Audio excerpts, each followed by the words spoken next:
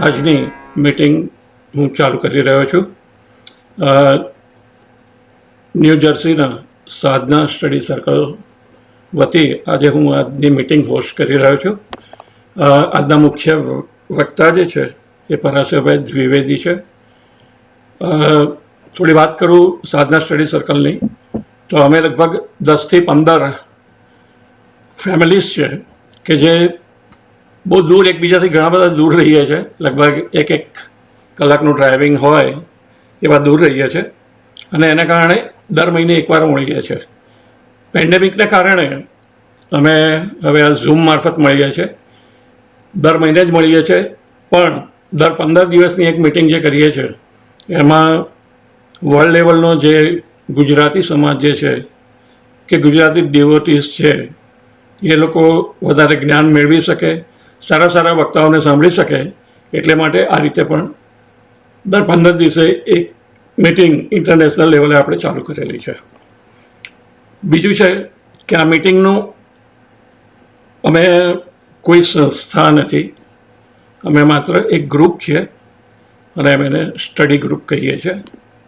અમારે કોઈ હોદ્દા નથી અને જે કંઈ કામ કરવું હોય એ બધું ડિસ્ટ્રીબ્યુશન કરીને કરીએ છીએ. અમે ઘણા બધા પ્રોજેક્ટો છે, એમાંનો main project daily message card મોકલાવીએ છીએ અને પછી એને mirablis.com નામની વેબસાઇટ ઉપર પણ મૂકીએ છીએ. તમે એમાં ભાગ લઈ શકો છો રજિસ્ટ્રેશન કરાવીને. બીજું જે છે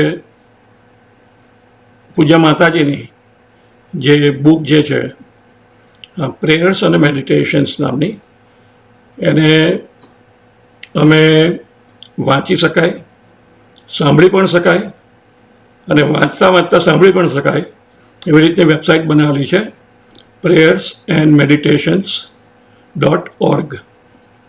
અને એની ઉપર અમે અત્યાર સુધીમાં જેટલી પણ લેંગ્વેજમાં એ બધું લખાયેલી છે, આ પ્રેયર્સનો અનુવાદ થયેલો છે, એ બધી જ પ્રેયર્સને અમે આ રીતે કરવાના છે. મારી પાસે ઓલરેડી ગુજરાતીમાં અમે મૂકી દીધું છે, રશિયન, જર્મન, ફ્રેન્ચ અને સ્પેનિશ, આ ચારની બધી જ ઓડિયો ફાઇલ મારી પાસે આવી ગઈ છે અને અમે ફર્ધર પ્રોસેસ એની ઉપર કામ કરીએ છીએ. ત્રીજો એક પ્રોજેક્ટ જે છે એ યુએસએની અંદર ગુજરાત દર્પણ નામનું એક બહુ વિશાળ સાપ્તાહિક મંથલી આવે છે, માસિક આવે છે, તો એનામાં તું હૃદય વસનારી કરીને એક લેખમાળા પણ આપીએ છીએ કે જેથી કરીને જે કોઈ પણ ગુજરાતી સમાજમાં હોય એ બધા મધર શ્રી અરવિંદ અને પૂર્ણયોગનું જ્ઞાન મેળવી શકે. તો અમારી આ રીતની પ્રવૃત્તિ છે અને બીજી ઘણી બધી પ્રવૃત્તિઓ મૂકવાના છે, પણ ટાઈમના હિસાબે અમે કરી શકતા નથી. હવે આજનું આપણે જે કંઈ ચાલુ કરીએ છીએ એમાં આપણે ટેકનોલોજી ઉપર કામ કરીએ છીએ. તો ટેકનોલોજી ઉપર કામ કરતાં કરતાં વચ્ચે કોઈ પણ પ્રકારનું ગ્લિચ આવી જાય તો મિટિંગ બંધ કરી અને ફરીથી તમે જોડાઈ શકો છો. અને જો મારી સાઈડ ઉપર એવી રીતે થશે તો હું પણ એવી રીતે જ કરીશ. તમે લોકો મિટિંગમાં ચાલુ રહેજો, હું ફરીથી જોડાઈશ. તો આટલી સૂચના છે. અને બીજી બહુ અગત્યની સૂચના છે કે બધા જ પોતાના માઇક્રોફોન મ્યુટ ઉપર રાખજો. જો તમે મ્યુટ નથી રાખતા તો તમારું સ્પીકરનો અવાજ તમારા માઇક્રોફોનમાં જાય છે અને પછી એ એકોઝ ઊભા કરે છે. આ મિટિંગનું રેકોર્ડિંગ જે છે એ અનેક લોકો પછીથી જોવાના છે, તો એ લોકોના લાભ માટે પણ આપણે સૌ માઇક્રોફોન મ્યુટ રાખીએ તો સારું. તો આજની મિટિંગની શરૂઆત કરીએ છીએ પ્રથમ 3 શ્લોકોથી. 3 શ્લોકો આવશે, એ 3 વાર રિપીટ થશે. હમણાં સૌથી વડીલ એવા શ્રી પંકજભાઈના ફેમિલીએ એ અગાઉથી રેકોર્ડ કરાવેલું છે, એ પ્રેઝન્ટેશન સાથે આવશે. અને પ્લીઝ સૌ માઇક્રોફોન મ્યુટ રાખીને એને એન્જોય કરજો. જો તમે આ બધા શ્લોકો જાણતા હોય ને જોડે જોડે ગાવા હોય તો તમે તમારા ઘરમાં રૂમમાં ગાઈ શકો છો, એક સારું વાતાવરણ ઊભું થશે. તો હું હવે મારું પણ માઇક્રોફોન બંધ કરું છું અને પ્રેઝન્ટેશન ચાલુ થશે. Thank you.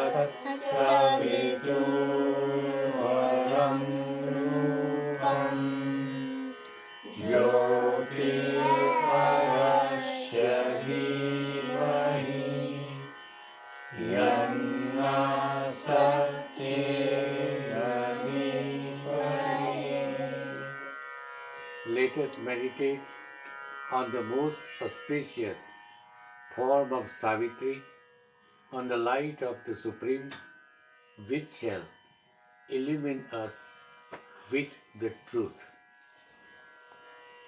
Om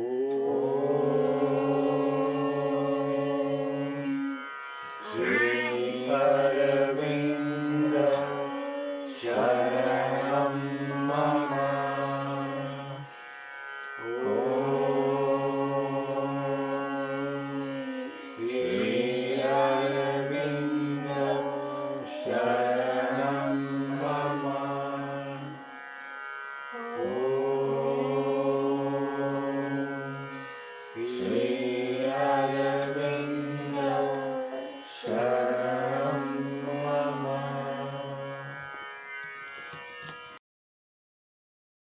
આજનો સબ્જેક્ટ છે શરણાગતિ એટલે કે સમર્પણ. ઇંગ્લિશમાં એને સરેન્ડર શબ્દ કહે છે, પણ સરેન્ડર હજી ઘણું લિમિટેડ મિનિંગ આપે છે. જે શબ્દ શરણાગતિ કે સમર્પણ આપે છે એ એવી રીતે એટલું સરસ એનો ઉલ્લેખ નથી કરી શકતું. સરેન્ડર શબ્દ એટલો વિશાળ નથી. આપણે જે જોઈએ છે, તમે સૌએ યોગ અને સાધના શબ્દો સાંભળ્યા હશે, અને યોગ અને સાધના શબ્દ આવે એટલે આપણને ધાર્મિક ખ્યાલો ચાલુ થઈ જાય. એમાં આવી તપસ્યા કરવાની, આમ કરવાનું, તેમ કરવાનું. પણ ધર્મ એ માત્ર માનસિક ખ્યાલોથી બનેલો છે.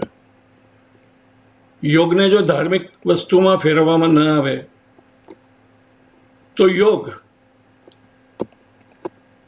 યોગ એટલે કોન્શિયસનેસનું ઇવોલ્યુશન, ચેતનાની અભિવૃદ્ધિ.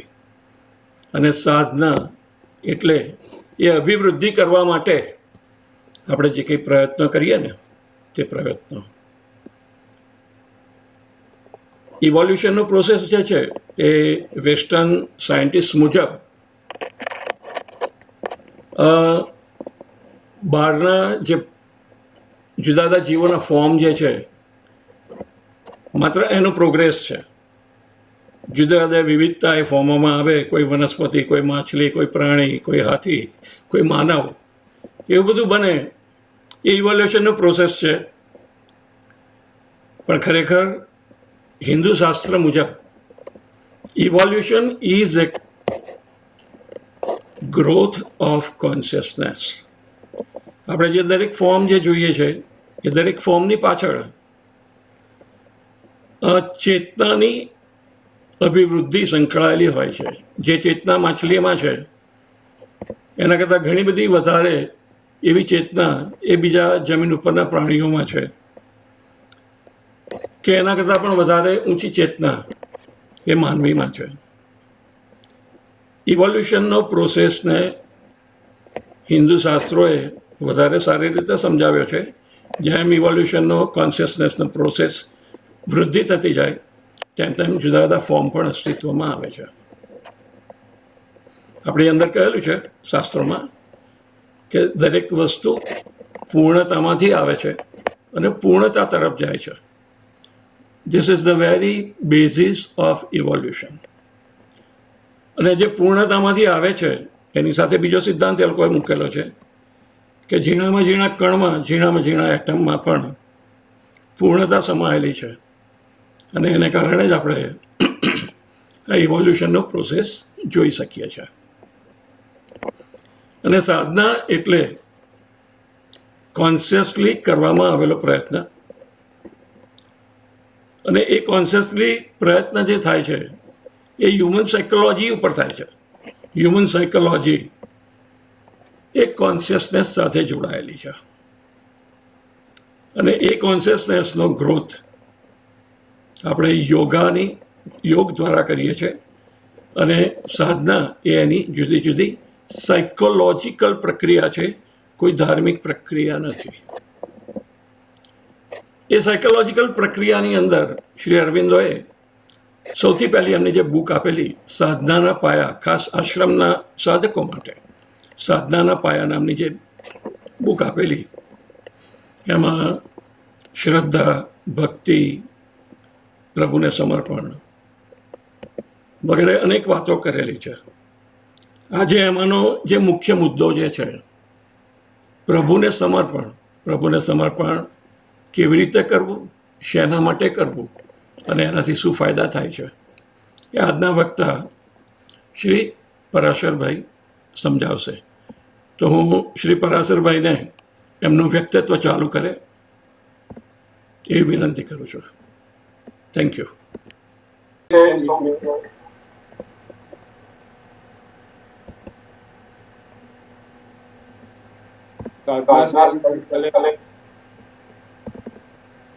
આજે મને બધા આભાર વ્યક્ત કરું અને સૌ મિત્રો કે આજે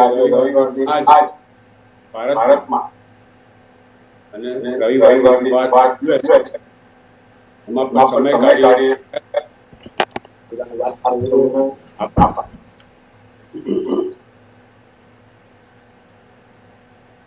સમર્પણ અને તે સમર્પણની વિભાવના આપણા સનાતન યોગમાં, પરંપરાગત યોગ શાસ્ત્રમાં છે જ. પરંતુ શ્રી અરવિંદ અને શ્રી માતાજી શું કહ્યું છે તે આપણે ખાસ વધારે એના ઉપર પ્રાધાન્ય આપીશું.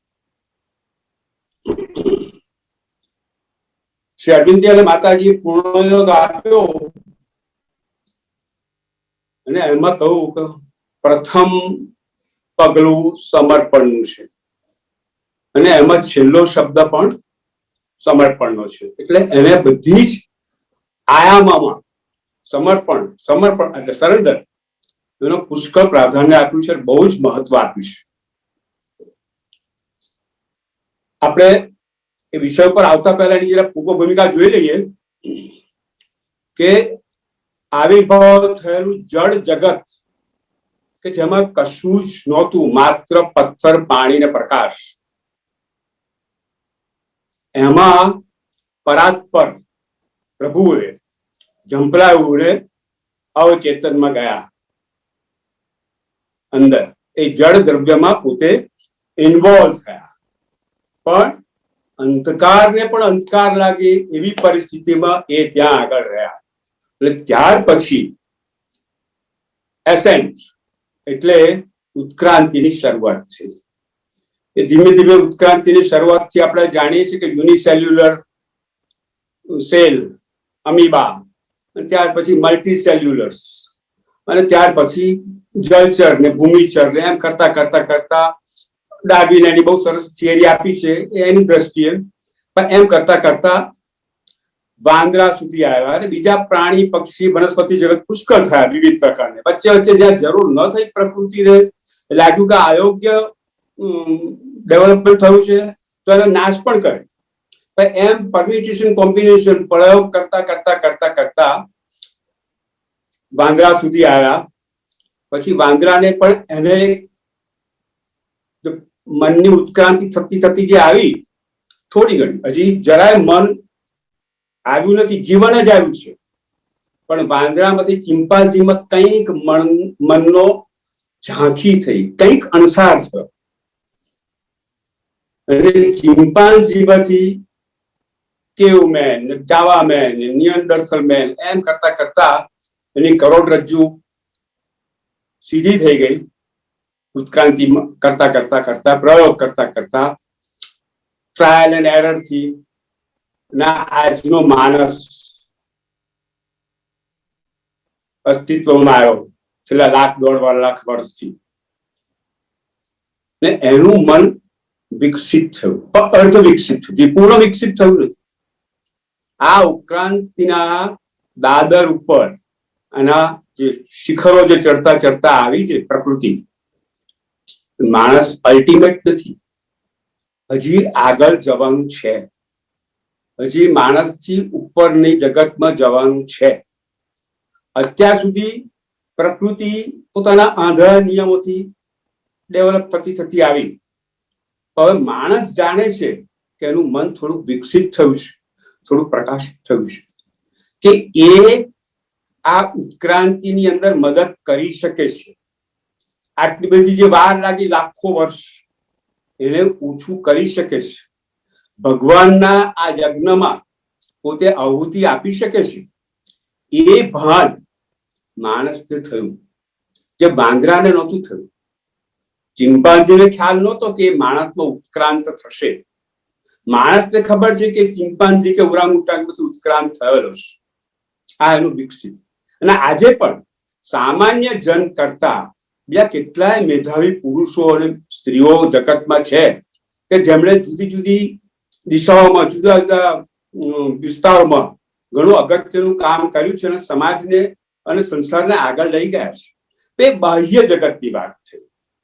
બાહ્ય જગતમાં સાયન્ટિસ્ટ, ડોક્ટર્સ, ઇજનેરોએ પુષ્કળ, આમ આપણે જેટલો એના વખાણ ન કરીએ એટલું કામ કર્યું છે અને માનવ જાતને સુખ સગવડ આપ્યા છે.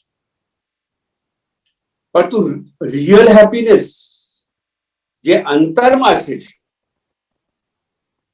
તે હજી લેવાની અથવા એ માણવાની બાકી છે. એમાં જરાક આપણે પાછા પડ્યા છીએ અને એને દિશા સૂચન કરનારા વિભૂતિઓ ઘણી થઈ ગઈ. આપણા પરંપરાગત યોગમાં પણ ઘણી બધી વસ્તુઓ આપી છે કે માનવનું જે આજે જીવન જે છે કષ્ટદાયક છે, જરા પુષ્કળ સંઘર્ષમય છે, એની જગ્યાએ દિવ્ય જીવન બની શકે છે. બનાવવું જોઈએ, આવું આવું કરો તો. એ ઘણી બધી આપણને સ્ક્રિપ્ચર્સમાં આપેલું છે. શ્રી અરવિંદે પણ એમાં શ્રી અરવિંદે વધારાનો એક ઉમેરો કર્યો, એ પૂર્ણ યોગ લાવ્યા. અલીપુર જેલમાં જ્યારે એમને સાક્ષાત વાસુદેવના દર્શન થયા ત્યારે એમને લાગ્યું કે આજે બાહ્ય મારી રાજકીય પ્રવૃત્તિ છે, જે તે વખતે પુષ્કળ લાઈમ લાઈટમાં હતા, આ રાજકીય પ્રવૃત્તિ છે તે ખરી, એના કરતા પણ મોટી પ્રવૃત્તિ, એના કરતા પણ મોટો યજ્ઞ મારે કરવાનો છે. એવો એક અંદરથી એક આદેશ થયો એક અંદરથી પોતાની એક આવ્યું ફોર્સ આવ્યો, ના આ બધું બરાબર છે, એટલે બધું મૂકી દે, પોતાની કીર્તિ મૂકી દે, પોતાનું લગ્ન જીવન પણ બાજુ મૂકી દે. આ પોંડિચેરી આશ્રમમાં કે ફ્રેન્ચ સંતાનો ત્યાં આવ્યા ને એમની જોડે ફ્રેન્ચ સન્નારી મીરા, જેને પાછળથી માતાજી તરીકે ઓળખાય છે, એ પણ આ પૂર્ણ યોગના યજ્ઞમાં કોલેબોરેટર તરીકે સાથે મળ્યા અને 40-50 વર્ષ સુધી સાધના કરી. અને છેવટે જે પૂર્ણ યોગ, જે રૂપાંતરનો યોગ છે, યોગ ઓફ ટ્રાન્સફોર્મેશન, એ જે સિદ્ધ કરીને પછી એમણે દેહ છોડ્યો. એટલે આ વસ્તુ ઉત્ક્રાંતિની અંદર છલાંગ લગાવી શકાય છે, તે એ શક્ય છે, એ પોસિબિલિટી આપણને દર્શાવીને શ્રી અરવિંદે દેહ છોડ્યો. માત્ર વાતો નથી, બહુ સરસ સરસ શબ્દોથી ગૂંથાયેલી વસ્તુ નથી. જે એમણે કહ્યું તે બધા પરંપરાગત યોગમાં શું હતું? એ તપસ્યાનો યોગ હતો, એ પણ સત્યને પામવાનો યોગ હતો. પણ એમાં ઇન્ડિવિજ્યુઅલ સાધના કરીને, કઠિન તપસ્યા કરીને, માત્ર એક યોગી કે ઋષિ કે તપસ્વી એકાંતમાં જઈને સાધના કરીને મોક્ષ પામે, પોતાનું જીવન એક બહુ સરસ રીતે સાદું સિમ્પલ, કોઈ પણ પ્રશ્ન વગરનું, કોઈ પણ જાતના ઉદ્વેગ વગરનું પસાર કરે અને પછી પ્રભુમાં વિલીન થઈ જાય. સમાજ તો ત્યાંનો ત્યાં જ રહેતો, સમાજમાં કોઈ પરિવર્તન ના થયું. સમાજ તો જે ગુંગામણ ને રોગ, દ્વેષ ને વેર, દંભ ને અથડામણ ને આ જે બધી અશુદ્ધિઓ બધી જે ચાલી તે જ રહી.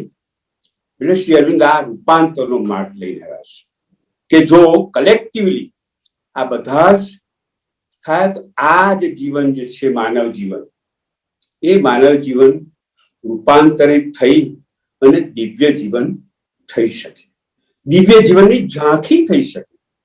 એના માટે કોઈ સમય નથી આપ્યો, પણ પૂરેપૂરી શક્યતા દર્શાવી છે અને એ એમણે પોતે સિદ્ધ કરેલી છે.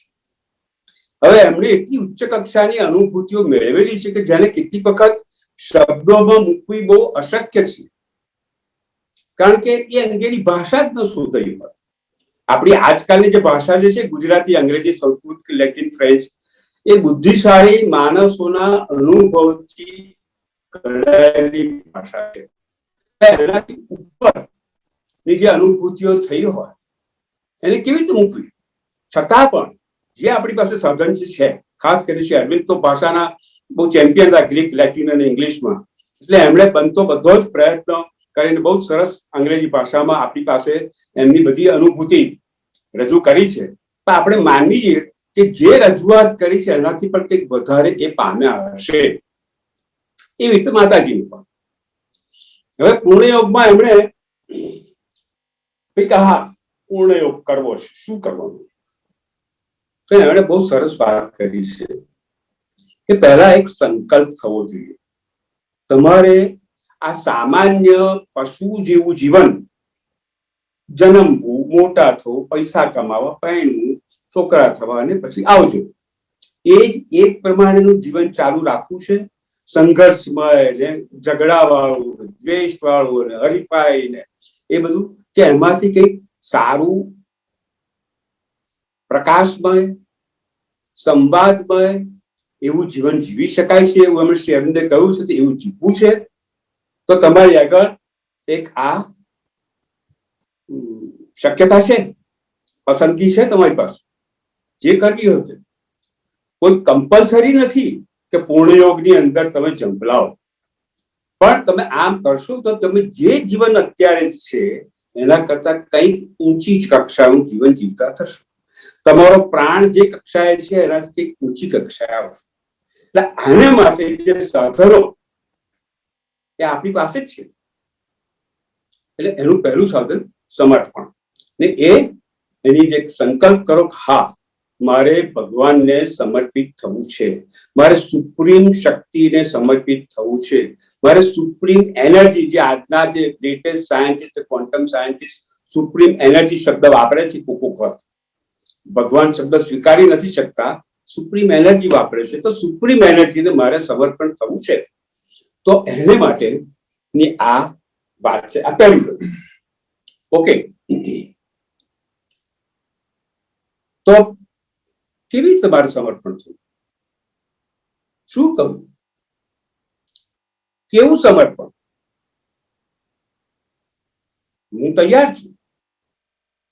તો એમાં આપણે મેં કહ્યું તે પ્રમાણે આપણી પાસે સમર્પિત થવા માટે શ્રદ્ધા છે, પરસિવિરન્સ છે, સાતત્ય છે, સત્યનિષ્ઠા હોવી જોઈએ, થોડું ડિવોશન હોવું જોઈએ, અને આપણી ત્યાં ટ્રાન્સપેરન્સી જે વાત કરી એનો ઉપયોગ કરીને આપણે પૂર્ણ સમર્પણ થઈ શકીએ. પણ પૂરેપૂરું સમર્પણ પહેલે ધડાકે, પહેલે પ્રયત્ને, પ્રથમ દિવસે નથી થતું. એના માટે વાર લાગે છે, પરંતુ શક્ય બને છે. એટલે સમર્પણ કેવું હોવું જોઈએ?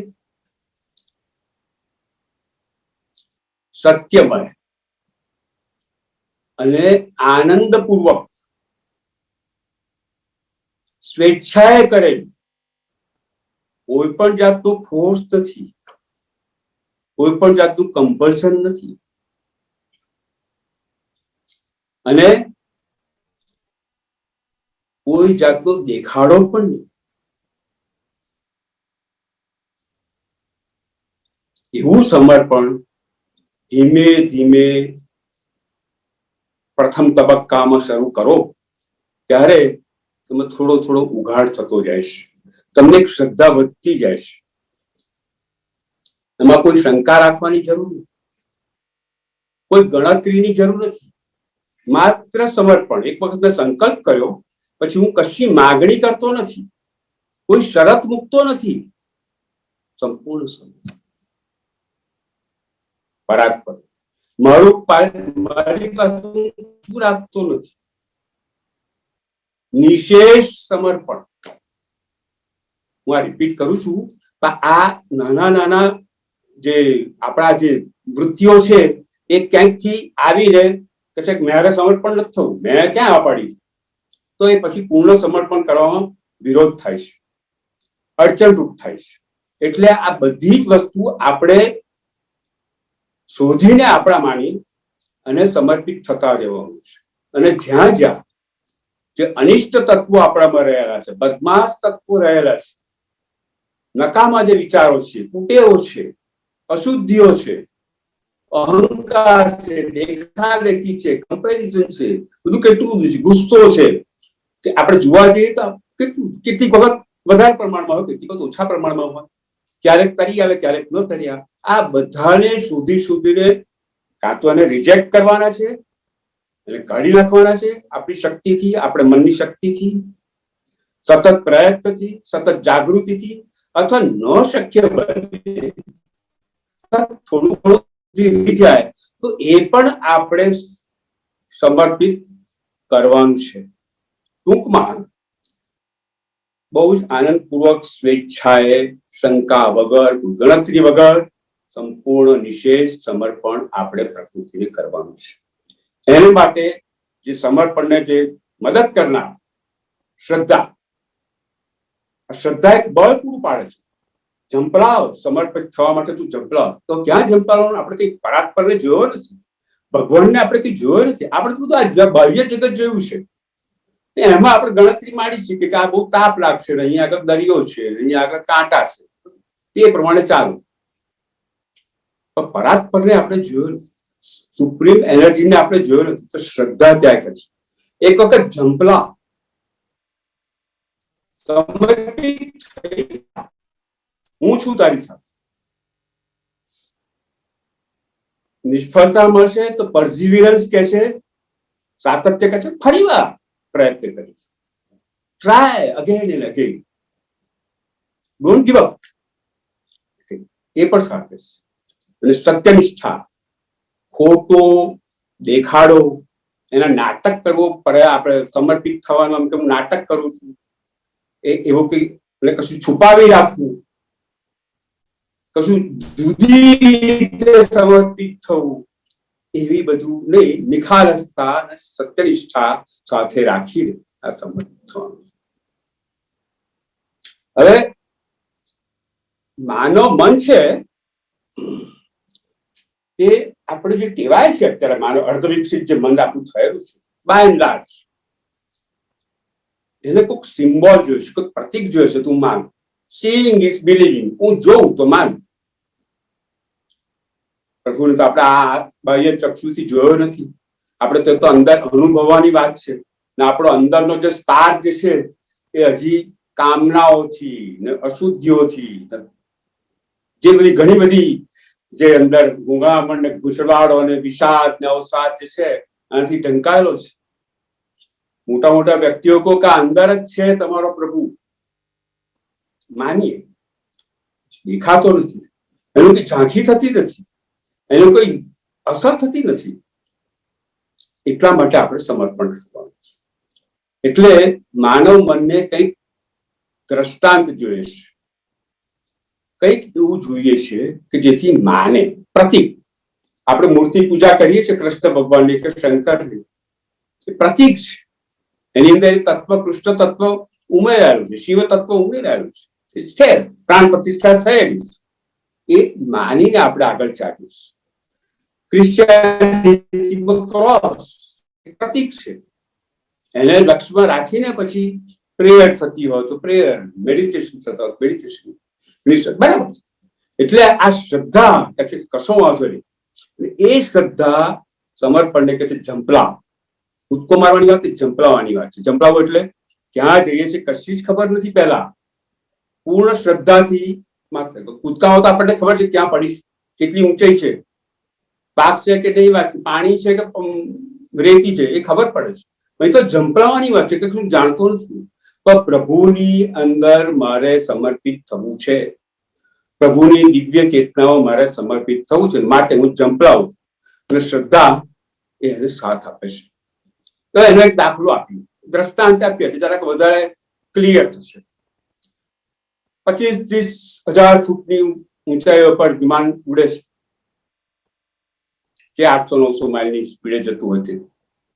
અને પછી એમાં સ્કાય ડાઈવર, ફ્રી ફોલ કરનારો વ્યક્તિ, યોદ્ધો, કરેજિયસ માણસ પીઠ ઉપર પેરેશૂટ બાંધી અને ઝંપલાવે છે. ત્યારે એને જમીન દેખાતી નથી, પાણી છે કે ક્યાં પડશે ખ્યાલ નથી, પણ ઝંપલાવે છે. કેમ? પેરેશૂટ પર શ્રદ્ધા છે. એક વખત કોક ગયો હતો, એને પેરેશૂટ ખુલી હતી એટલે સુધી ગયો.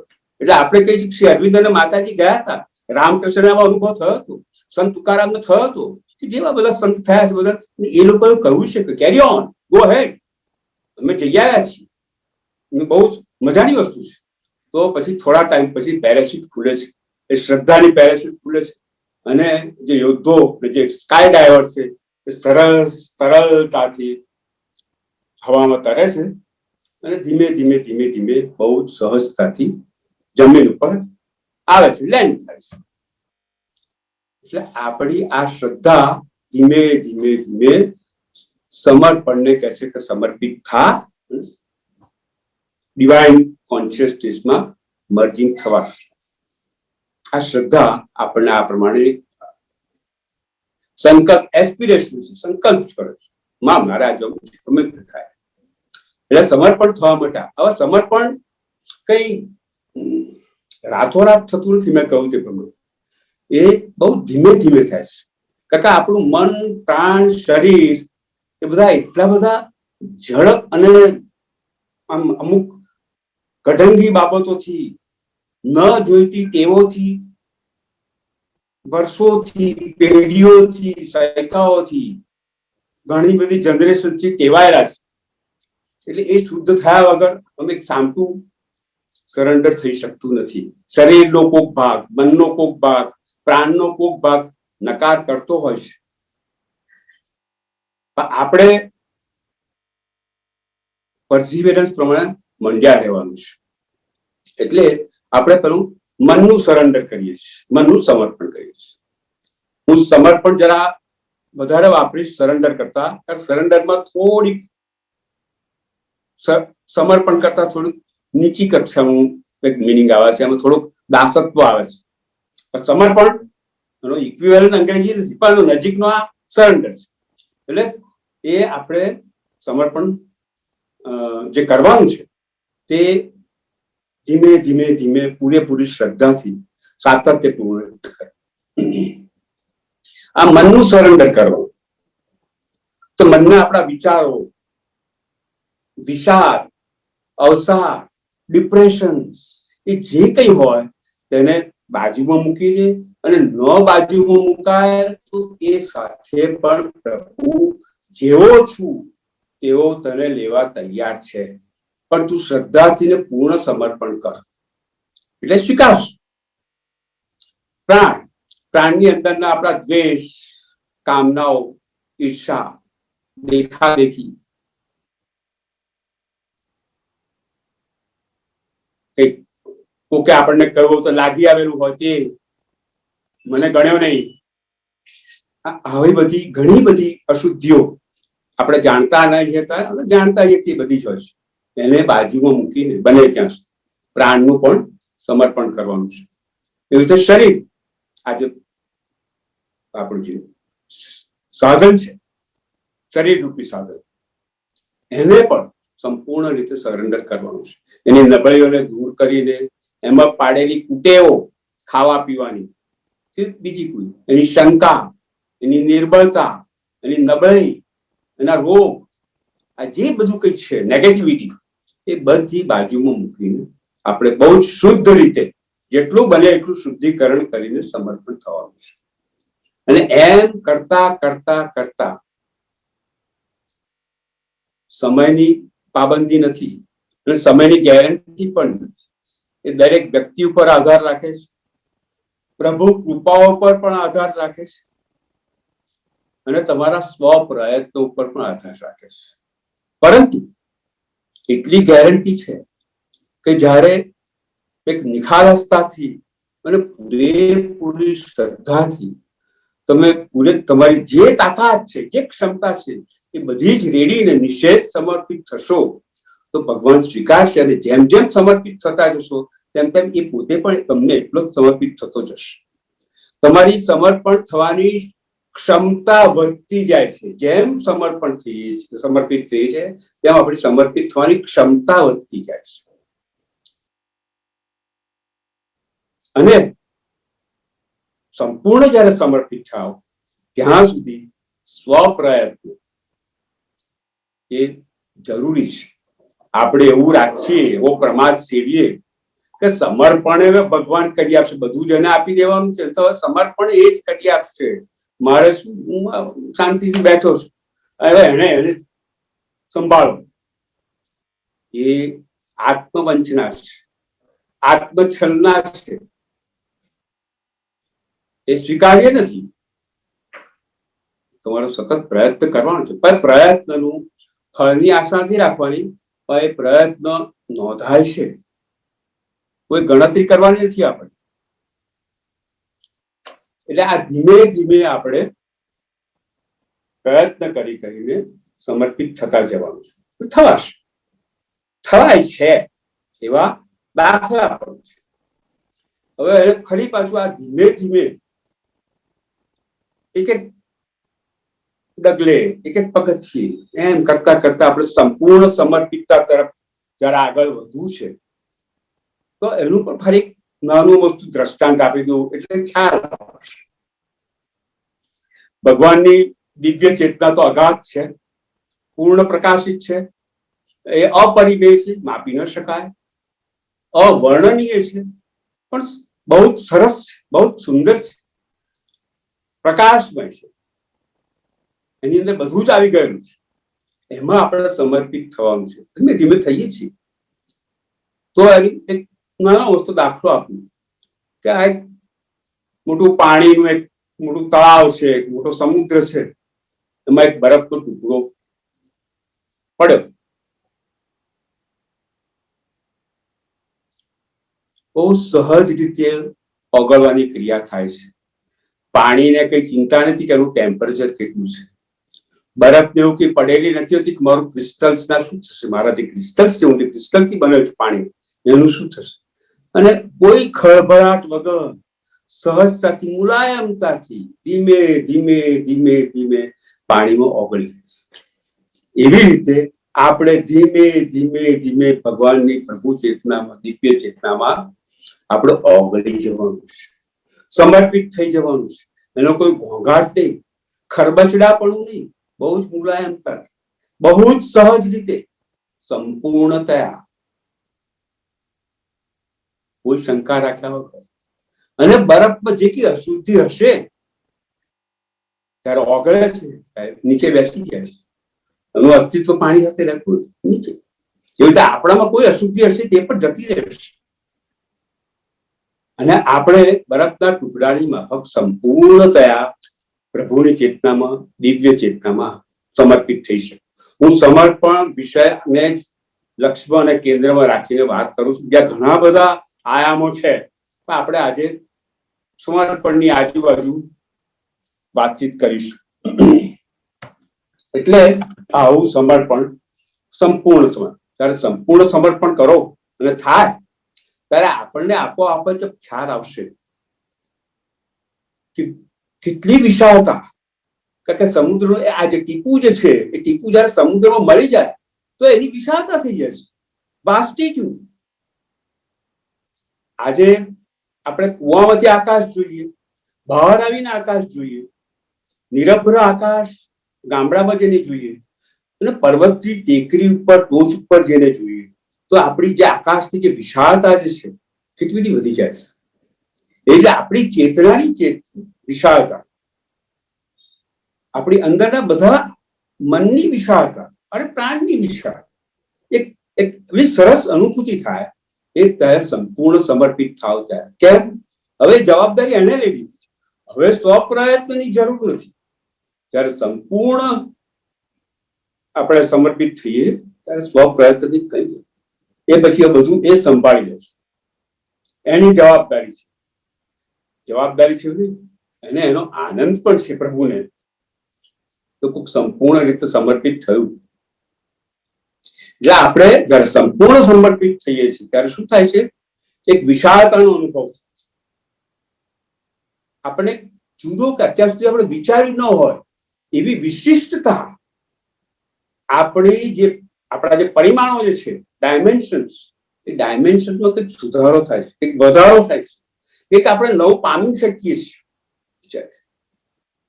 સામાન્ય જીવનમાં આપણે હળવાશ અનુભવીએ છીએ. હવે મને કોઈ સ્ટ્રેસ નથી, મને કોઈ ટેન્શન નથી. આઈ એમ એબ્સોલ્યુટલી વિથ લોર્ડ. ભગવાન મારી પાસે છે, હું એમની, મને કોઈ ટેન્શન નથી. હળવાશ. આપણે હળવાશથી જીવા ટેવાયેલા નથી, જાણે કે અજાણે, જરૂરી હોય કે બિનજરૂરી. સ્ટ્રેસ અને ટેન્શન હોય છે. આપણને ખબર ના હોય એવું સ્ટ્રેસ હોય છે, ખબર હોય એવું પણ ટેન્શન હોય છે. એ સિવાયની ઘણી બધી અશુદ્ધિઓ આપણે હોય છે, પણ એ બધું ઓગળી જાય છે. સ્ટ્રેસ વગરનું જીવન જીવીએ તો ખરા, કદાચ જીવાશે તે તરત જ આપણે સ્ટ્રેસ પર જતા રહીશું. આઈ એમ કમ્ફર્ટેબલ વિથ ટેન્શન, એના જેવી વાત છે. પરંતુ આપણે હળવાશ અનુભવીએ છીએ. બહુ સરસ. મનમાં શું થાય છે? મનનું સ્તર ઊંચું આવે છે, કે આપણું અર્ધ વિકસિત મન હતું, માનવ મન શરૂઆત કંઈક ઉઘાડ થાય છે, કંઈક ઉપર વૃદ્ધિ થાય છે, કંઈક ઉપર ચડીએ છે. મનની આપણી તાકાત પણ મનમાં જે ક્ષમતા જે છે અતિ, એના કરતા કંઈક વધે છે. એ વધારે તેજોમય બને છે, વધારે પ્રેરણાત્મક બને છે, વધારે પ્રકાશિત બને છે. મનની ઉત્ક્રાંતિ થાય છે કે અમીબાથી આવ્યા પછી માણસ આગળ આપણે અટક્યા હતા, એમાંથી કંઈક આગળ માણસ કરી શકે છે.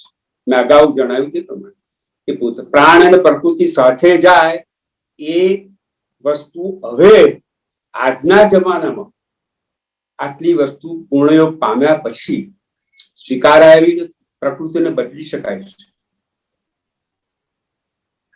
અને બદલી છે. એના પૂરેપૂરા દાખલા છે, એ પણ હું આપને જણાવીશ. એટલે મનનો પણ વિકાસ થાય છે. પ્રાણની અંદરની જે બધી કામનાઓ, તૃષ્ણા, ક્રોધ, દેખાદેખી અને જે બધી અશુદ્ધિઓ જે હતી, બધી બહુ પ્રાણ જે ફોર્સ, શક્તિનું જે કેન્દ્ર જે છે એ શક્તિ વધે છે. પ્રાણ શક્તિ કહે છે આપણે, પ્રાણ શક્તિ વધે છે. તો યુ ફીલ સમથિંગ એનર્જેટિક. પ્રાણમાં આ પ્રમાણેનો વિકાસ થાય છે. શરીરના કોષનું જયારે આપણે સમર્પણ કર્યું છે, તે કોષમાં ભગવાનની ચેતના કામ કરતી થઈ જાય છે. એક સપાટી પર આવે છે. અત્યાર સુધી શું હતું? આપણા કોષમાં અંધાધૂંધી હતી, ઇનઇક્વિલિબ્રિયમ હતું, અસંતુલન. હૃદયનું કામ કરે, લીવરનું નોન કોઓપરેશન. એને લીધે નબળાઈ હોય, દુઃખ થાય, રોગ થાય, ગમે નહીં, શું મૂળ જતો રહે, હોર્મોન્સની તકલીફો થાય, અને બધું જાત જાતની કેટલી બધી છે. એની જગ્યાએ આજે ટોળા અને અવ્યવસ્થિત ટોળા જેવા આપણે જે સેલ્સ જે છે અંદર થઈ ગયા છે, આપણા બધા ઓર્ગન્સ એ પ્રમાણેના થઈ ગયા છે. એની જગ્યાએ શિસ્તબદ્ધ આર્મીના સૈનિકો જેવા એ સેલ્સ થઈ જાય છે. કે ભગવાનની હાજરી છે. અશિસ્ત કોઈ પણ સંજોગોમાં ચલાવી શકાય નહીં અને ચાલે પણ નહીં. કે આપોઆપ શિસ્તબદ્ધ સૈનિક જેવા થઈ જાય છે. ત્યારે શિસ્તબદ્ધ સૈનિક જેવા થઈ ગયા, ઇક્વિલિબ્રિયમ સ્થપાયો, સંતુલન સ્થપાયું. શરીરના એક એક સેલ્સ, એક એક ઓર્ગન. એટલે આજે બહુ જરૂરિયાત વાળી જે વસ્તુ જે છે જગત આખાનું, ઇમ્યુનિટી. એ ઇમ્યુનિટી ડેવલપ થાય છે. ડેવલપ થઈ પૂરેપૂરું વિકસિત થાય છે. પછી તમને બહારના વાયરસના કે બેક્ટેરિયાના કે બીજા કોઈના હુમલાઓની શક્યતા જ ઘટી જાય છે. અને હુમલા થાય તો કશી અસર થતી નથી. આ શરીરનું આ ઓજસ્વીપણું પણ વધી જાય છે. એની જે તાકાત જે છે, આંતરિક તાકાત જે લડવાની, એ પણ શક્તિશાળી બને છે. અને બાહ્ય જે દેખાવ એક જાતનું તેજોમય એ પણ થાય. કેમ? You belong to the God. Now સમર્પિત થઈ ગયા છો. જ્યારે પૂર્ણ સમર્પિત થયા હો, જે માગણી કરેલી છે ભગવાન તે પ્રમાણે,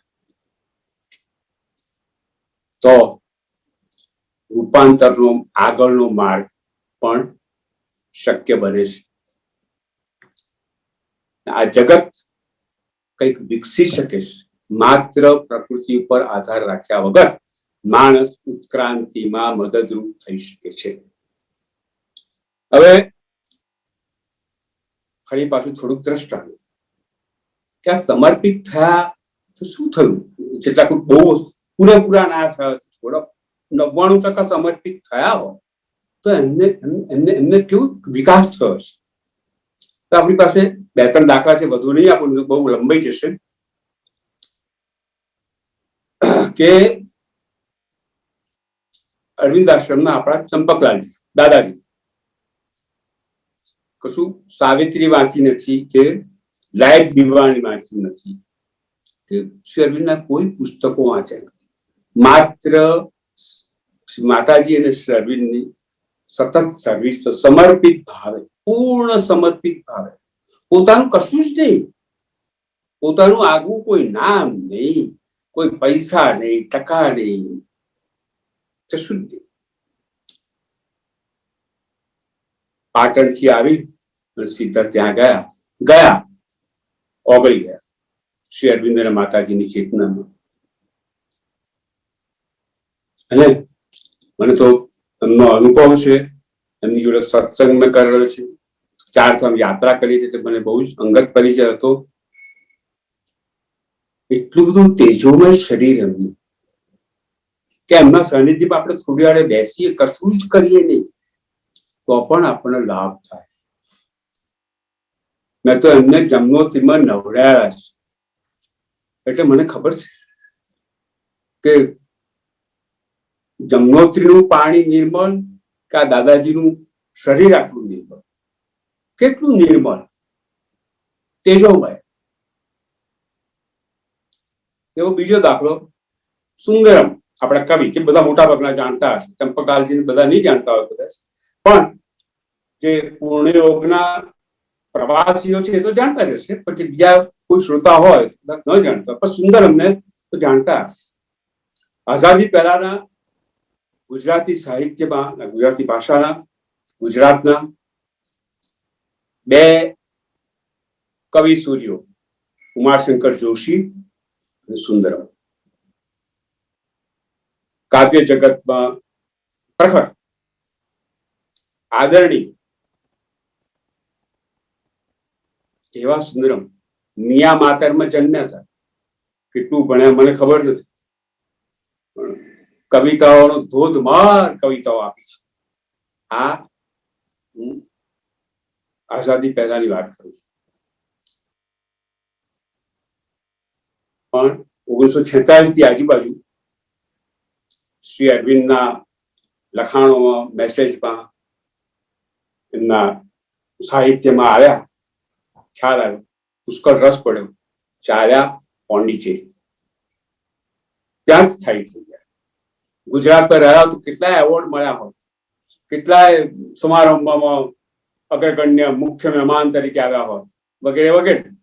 બધું છોડી દે તો એ શું આકર્ષણ હશે શ્રી અરવિંદ અને શ્રી માતાજીનું, કે બીજો કોઈ અનએજ્યુકેટેડ બખાનો મારે કોઈ જતો રહે ત્યાં આગળ તો સમજ્યા. આ તો કવિ સૂર્ય તે છોડીને ત્યાં અરવિંદાશ્રમમાં શ્રી માતા, ત્યાં માતાજીને શું કામ આપ્યું એમને?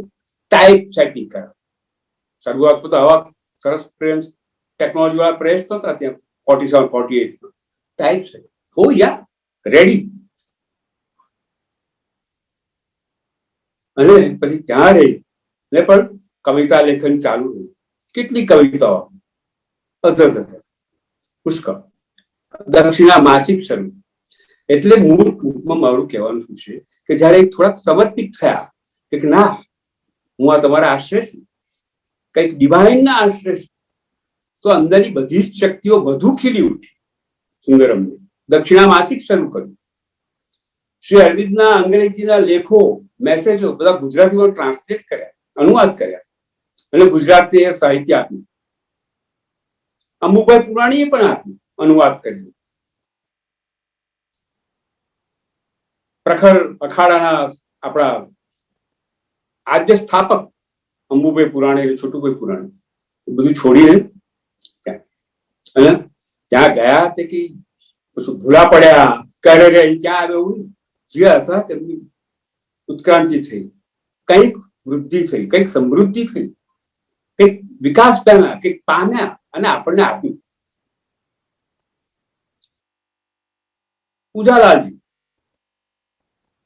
પૂજાલાલજીનો તો વિચાર કરો, ગોધરામાં એમના કુટુંબનો ઈંટનો વાડો હતો, ઈંટનો પટ્ટો. ગોધરાની કોઈ સ્કૂલમાં 4, 5 ધોરણમાં ભણે, 12, 14, 15 વર્ષના પૂજાલાલજી. કશું જ બેકગ્રાઉન્ડ નહીં સાહિત્યનું કે અરે શિક્ષણનું બેકગ્રાઉન્ડ નહીં. અને ગોધરાના કનેલાવ તળાવમાં નાહવા પડે, એટલે કે જાડી ઝાખરામાં બોર ખાવા જતા રહે, એવું બધું. અને પછી કંઈક નડિયાદ જવાનું થયું. અંબુભાઈ પુરાણીની ઓળખાણ થઈ ને એમાં એમના સાનિધ્યમાં આવ્યા. ભાગ્યનું ચક્રું ફર્યું. એમની સાથે એ પણ પોંડિચેરી ગયા. અને ગયા જે પરિસ્થિતિમાં હતા, જે રીતે પૂજાલાલજી જે ગયા હતા, અને ત્યાર પછી એમનું જે ઘડતર થયું છે, એ આ તો હું એમના માટે શબ્દો આપું છું, પણ બાકી બહુ સરસ ગુજરાતી ભાષા માટે એમણે લેખન કર્યા. આખું સાવિત્રી 24,000 પંક્તિનું સાવિત્રી પદ્યમાં રૂપાંતર કરેલું છે, અનુવાદ કરેલું છે. આ શક્તિ ક્યાંથી આવી? આટલું પ્રચુર સાહિત્ય જ્ઞાન ક્યાંથી આવ્યું? સંસ્કૃત પણ શીખ્યા અને ગદ્ય પણ લખ્યા, જન્મદિનના કાવ્યો પણ લખ્યા. ટ્રાન્સફોર્મેશન એક સમર્પિત થયા પછી તમારી શક્તિઓ જે છે ને તે ખીલી ઉઠે છે. દરેક જણની, ઉજાલાજીની કે સુંદરમજીની, દરેક વ્યક્તિ જયારે પૂર્ણ સમર્પિત થાય એની અંદર નિહિત થયેલી શક્તિ, અંદર પદ્મનાભનો ખજાનો પડેલો છે આપણી પાસે, બોલવાની વાત છે, ઓપન થવાની વાત છે, અને એ શક્તિઓ ખીલી ઉઠે છે. અને પછી ખ્યાલ નથી એનો કણો માપ નહીં, એનો કોઈ છેડો નહીં. એટલે મારું કહેવાનું શું છે, આ એક દ્રષ્ટાંત આપું છું કે સમર્પિત થયા પછી આ જીવનમાં આપણે જીવતા જાગતા વાસ્તવિકતા આ વ્યક્તિઓને મળેલા છીએ એનું આ રૂપાંતર જે થયું સમર્પિત થયા પછી. એટલે પહેલો શબ્દ છે સમર્પણ, જે છે હકીકતમાં પહેલો શબ્દ છે. છેલ્લો શબ્દ પણ સમર્પણ થશે ત્યારે અતિ મનસની વાત થશે, 10મા માળની વાત છે, આપણે એ વાત નથી કરતા અત્યારે, પણ એમાં પણ સમર્પણ. કનૈયાલાલ માણેકલાલ મુનશી શ્રી અરવિંદના સ્ટુડન્ટ બરોડા કોલેજમાં 1902-1903 આજુબાજુ પુષ્કળ પ્રભાવિત થઈ ગયા. પછી એ રાજકીય પ્રવૃત્તિમાં પડ્યા અને શ્રી અરવિંદ પોંડિચેરી આવ્યા એમની યૌગિક પ્રવૃત્તિમાં. પણ ત્યાર પછી મુનશી શ્રી અરવિંદને મળ્યા હતા અને કાગળ લખ્યું. એમને કહ્યું મુનશી એટલે કેટલા પ્રભાવિત, પાતળા લેખન તો મુનશીનું જ, ઐતિહાસિક નવલકથા તો મુનશીની જ હોય, એટલા પ્રખર વિદ્વાન. એમણે પણ સ્વીકાર્યું કે મારા રાજકીય ગુરુ ગાંધીજી છે, મારા અંતરાત્માના ગુરુ શ્રી અરવિંદ છે. હું જે અંતરથી જે બળ મેળવું છું પોલિટિકલ કાર્યવાહી માટે કે સાહિત્યની કાર્યવાહી માટે, એ શ્રી અરવિંદ તરફથી મળે છે. બાહ્ય જગતમાં હું શ્રી ગાંધીના સિદ્ધાંતોને અનુસરું છું, એ જે સૂચના આપે છે પ્રમાણે કરું. એટલે આ બધા જીવતા જાગતા દાખલા છે. કેટલાકને વાર થાય એનો સવાલ નથી, પણ રિઝલ્ટ ઇઝ શ્યોર. સમર્પિત થાવ, આ એક વાત. હવે આપણે શું સમર્પણ થવાથી થાય, આપણને શું મેળવી શકીએ એની વાત તો કરી આપણે. વિજયભાઈ થોડો ટાઈમ છે કે કટિંગ કરવાનું છે? ના, બરોબર છે, તમે બોલી શકો છો. તમે બોલી શકો છો, બરોબર છે. હાજી, બરોબર છે. Okay, thank you. એટલે આ સમર્પણની વાત એની જોડેના શ્રદ્ધા, સત્યનિષ્ઠા, પરસિવરન્સ, ટોલરન્સ, ટ્રાન્સપેરન્સી ની બધી આ વાત કરી. ગીતામાં પણ સમર્પણ ભાવની વાત કરી છે.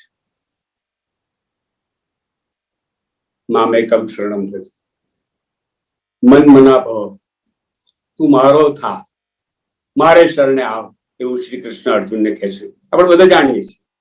અને ગીતાને શ્રી અર્જુનને પુષ્કળ પ્રાધાન્ય આપ્યું છે. પુષ્કળ એમાંથી એમને પણ ખજાનો મળ્યો છે પૂર્ણ યોગનું આગળ જવા માટેનું.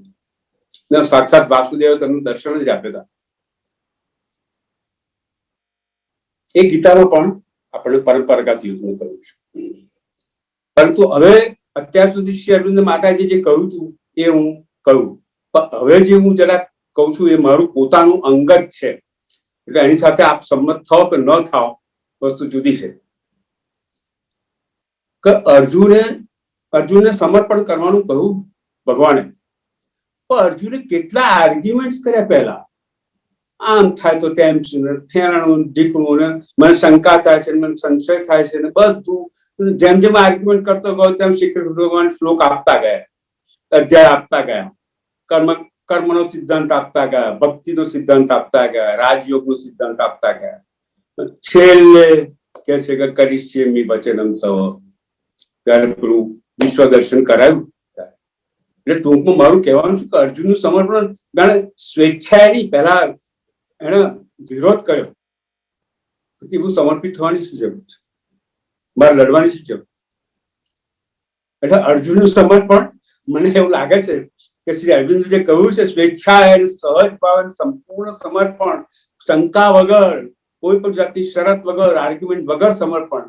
અર્જુન બધા પણ અર્જુનનો આભાર માનવો જોઈએ આપણે કે આટલા બધા આર્ગ્યુમેન્ટ કર્યા તો આપણને ગીતા જેવો ગ્રંથ મળ્યો, હરાર અધ્યાય મળ્યા ને આટલું બધું આપણને જ્ઞાન મળ્યું.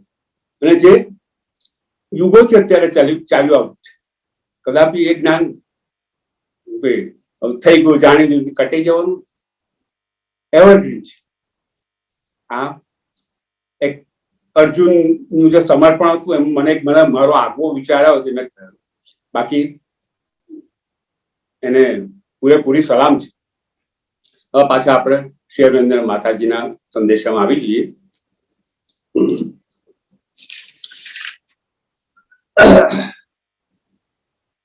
હવે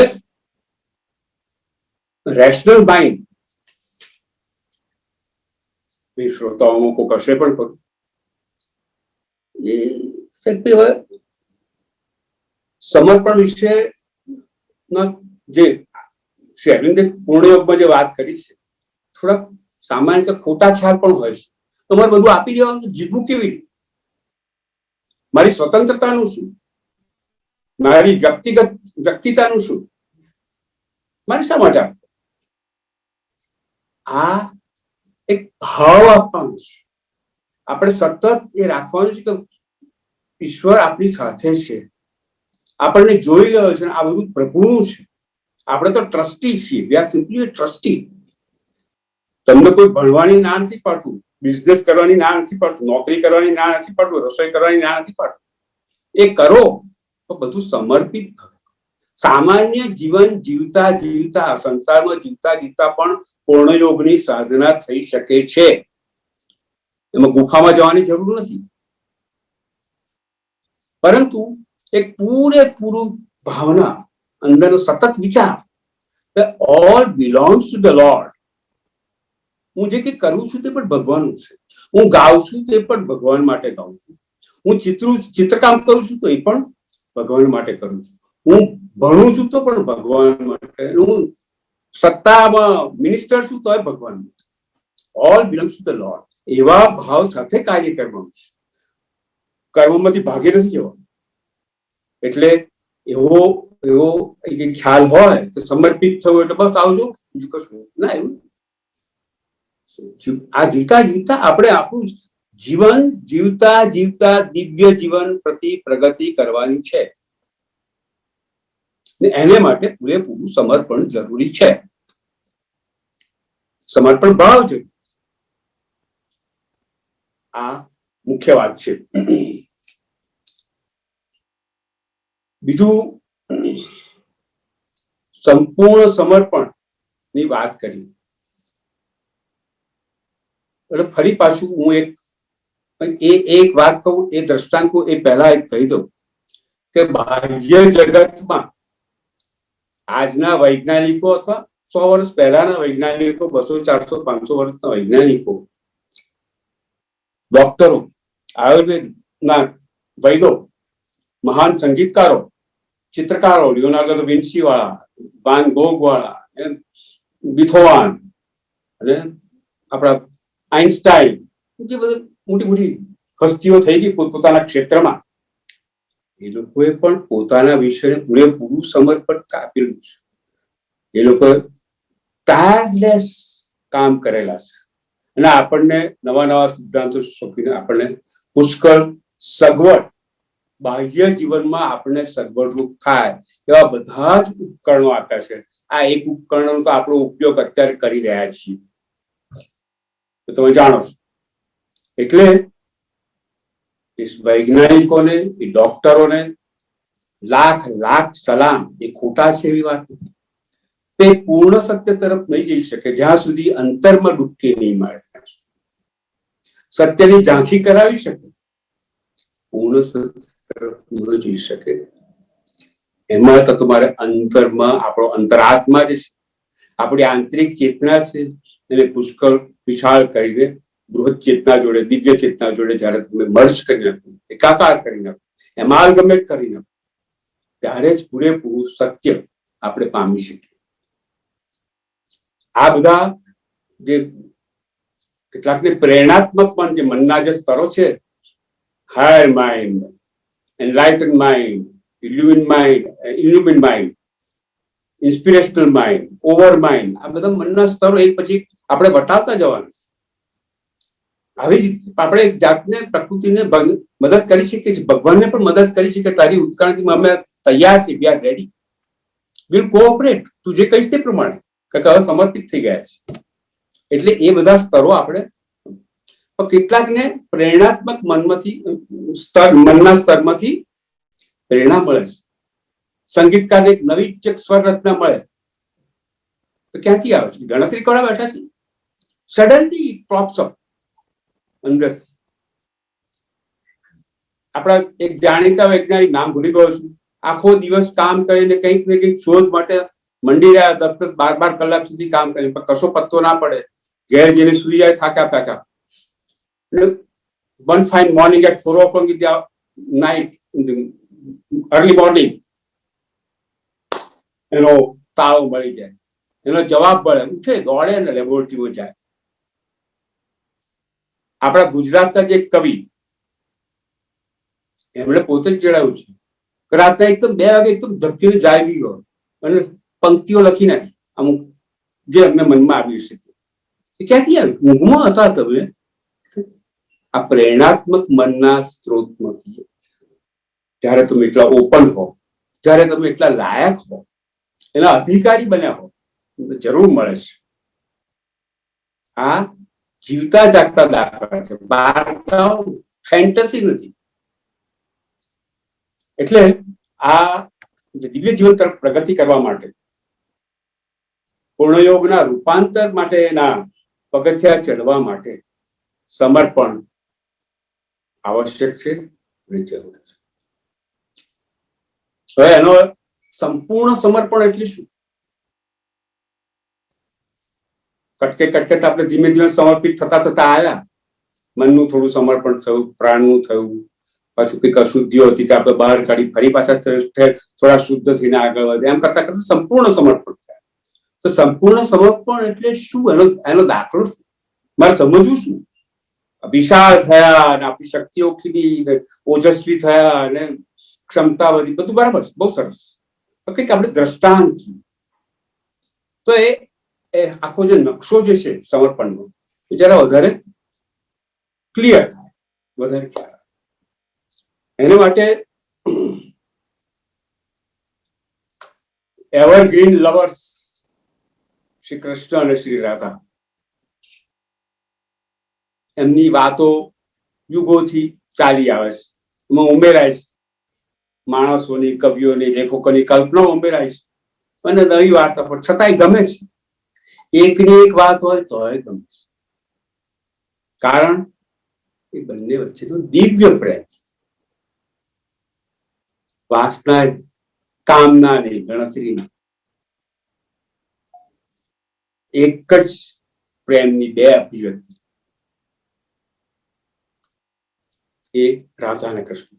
હવે એ અંગેની વાતો વૃંદાવનની જાણો છો, વખતો વખત કહેવાય છે, છતાંય ગમે છે કે લાખો કાવ્યો એના ઉપર લખાયા છે, વૃંદાવનની લીલા ઉપર ને કૃષ્ણની લીલા ઉપર ને વાંસળી ઉપર ને રાધાજીના વિરહ વેદના ઉપર વગેરે વગેરે જાણીએ છીએ.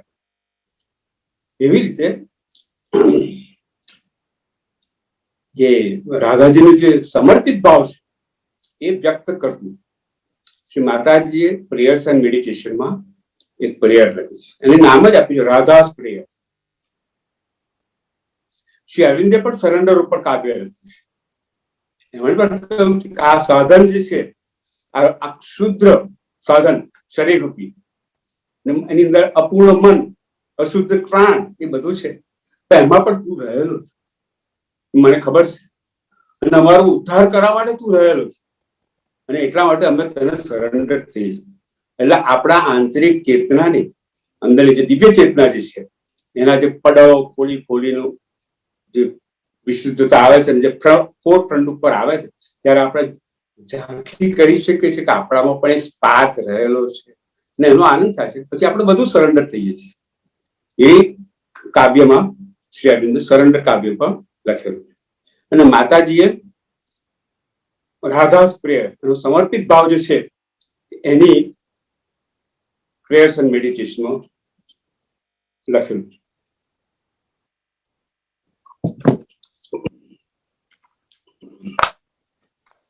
હવે માત્ર પ્રેયર્સ નથી લખ્યું માતાજીએ, બુકનું નામ પ્રેયર્સ એન્ડ મેડિટેશન્સ.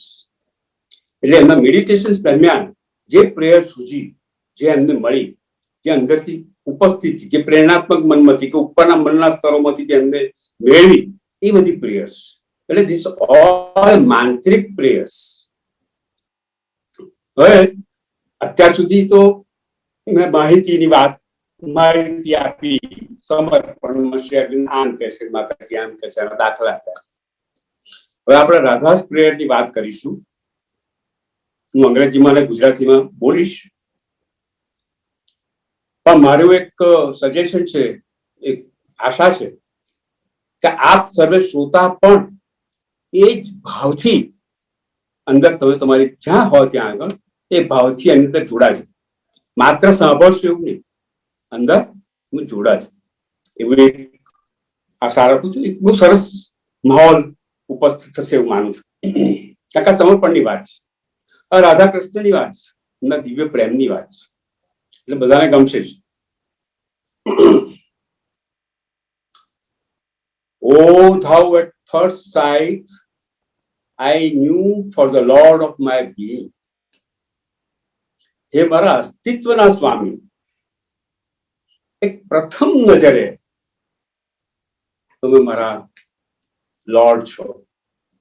પ્રથમ નજર આ તમે બીજું કશું જ નહીં. Lord of mind, please.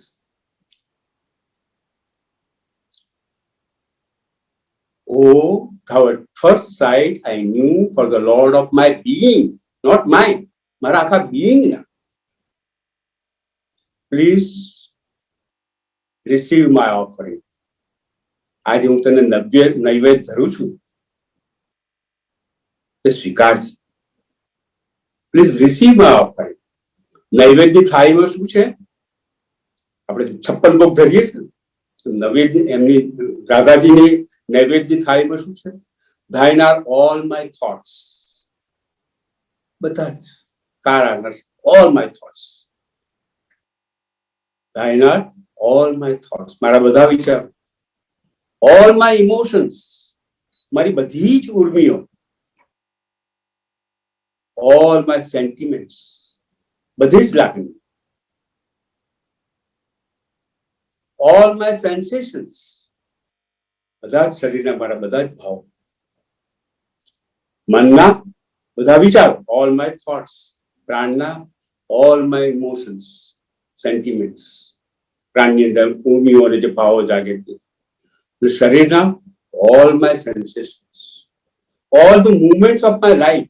મારે જીવનના જે કઈ ફેરફારો, જે મુવમેન્ટ્સ, બહારની અંદરની, પહેલા સારો હતો પછી બગડી ગયો, પહેલા બગડેલો હતો પછી સુધરી ગયો, જે કઈ મુવમેન્ટ્સ થતી હોય તે all my movements, each cell of my body and each drop of my blood. શરીરની અંદર આવેલું આજે જળ શરીર, જે આપણે કહીએ જળ શરીર વાપરીએ છીએ, બાકી અંદર તો ચેતના ભરેલી છે. each cell of my body, એક કોષાણુ, એક લોહીનું ટીપું, each cell of my body and each drop of my blood. શરીર, પ્રાણ અને મન આવી. I am absolutely and altogether thine. Very important. સંપૂર્ણતયા અને ઓલ ટુગેધર. એવું કે હપ્તે એવું નથી આપ્યું કે અમારો વિચાર આજે લે, મંગળવારે હું તને પ્રાણ આપીશ, અને પછી ઉર્મિઓ તને તને આ પહેલી તારીખ રાખે, એવી વાત નથી. આઈ એમ એબ્સોલ્યુટલી ઓલ ગેધર થાઈ, એક બહુ જ સરસ વસ્તુ બનાવીને તને રજૂ કરું, તને ઓફર કરું. કોને? શ્રી કૃષ્ણ. આઈ એમ એબ્સોલ્યુટલી ઓલ ટુગેધર થાઈ. પછી આગળ, થાઈંગ વિધાઉટ રિઝર્વ, નિશેષ સમર્પણ. મારી પાસે કશું જ રાખતી નથી હું. થાઈંગ વિધાઉટ રિઝર્વ, બધું તારું. થાઈંગ વિધાઉટ રિઝર્વ. વોટ ધા, પછી કહેશે what thou wilt of me that I shall be. હવે હું સંપૂર્ણ સમર્પિત થઈ ગયું છું. હવે તું જે કહીશ તે હું થઈશ. તું જે કરીશ તે પ્રમાણે થશે. તું જે કહીશ તે પ્રમાણે કરીશ. What thou wilt of me that I shall be. પછી આગળ, whether thou choosest for me life or death, happiness or sorrow, जन्म के मृत्यु, सुख के दुख, प्लेजर और सफरिंग, आनंद के मुश्किल के विटमणाओ, जे कई હોય તે, life or death, happiness or sorrow, pleasure or suffering, all that comes to me, આ જે કઈ આવશે તે from thee, તારા થકી, તારા તરફથી જે કઈ આવશે તે, all that comes to me from thee will be welcome. હું બહુ સહર્ષ રીતે સ્વીકારીશ. મૃત્યુ પણ સ્વીકારીશ, સફરિંગ પણ સ્વીકારીશ, જીવન પણ સ્વીકારીશ, હેપીનેસ પણ સ્વીકારીશ, જે કહીશ. બીકોઝ કેમ? each one of thy gift will be a gift divine. તારા થકી આવેલી બધી જ બક્ષિસો, બધી જ ભેટ કલ્યાણકારી હોય, દિવ્ય જ હોય. આ સમર્પિત ભાવની, સમર્પિત થયા પછી કેટલી ઉત્કટતા થાય છે કે each one of thy gift will be a gift divine, bringing supreme felicity. આ છેલ્લા ત્રણ શબ્દો કેટલા બધા અગત્યના છે. bringing supreme felicity. આ બધી ભેટ મળી છે, પણ એ સાથે આ સુપ્રીમ બક્ષિસ પણ મને મળી. bringing supreme felicity. તો સુપ્રીમ બક્ષિસ કઈ હોય રાધાજીને? કૃષ્ણ જ હોય. કૃષ્ણ પોતે પણ એને સમર્પિત થાય છે, સંપૂર્ણતા સમર્પિત થાય છે. there is no difference, નથી. આ રાધા કૃષ્ણનું, આ રાધાજીનું સમર્પણ ભાવ, એટલે પૂર્ણ સમર્પણ જ્યારે થાય ત્યારે શું શું થાય છે તે આપણે રાધા કૃષ્ણના દ્રષ્ટાંત પરથી આપણને ખ્યાલ આવી શકે. તો આ માતાજીએ સમર્પિત એમણે પણ શ્રી અરવિંદને કર્યું પ્રથમ નજરે. શ્રી અરવિંદે પણ વાસુદેવને પરાત્પરને કર્યું. આ સમર્પણનું જે આ મહત્વ જે છે, અગત્યતા છે પૂર્ણ યોગમાં અને ઇવન સામાન્ય જીવનમાં પણ, એની એક આ વાત આપણે કરી. છેલ્લે આજના જમાના માટે પૂરું કરું છું. અને આજના જમાના,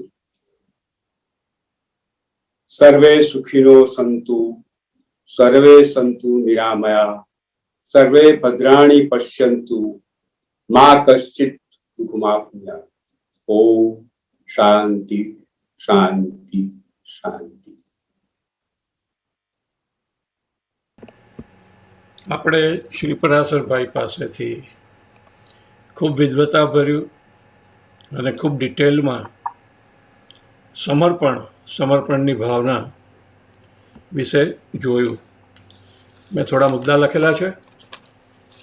એમણે આપણને છેક ઉત્ક્રાંતિથી શરૂ કરીને શ્રી અરવિંદના અને શ્રી માતાજીના જીવનનો ખ્યાલ આપ્યો અને એ લોકોની એમની યોગની પ્રક્રિયાઓ શું હતી એ વિશે આપણને જણાવ્યું છે.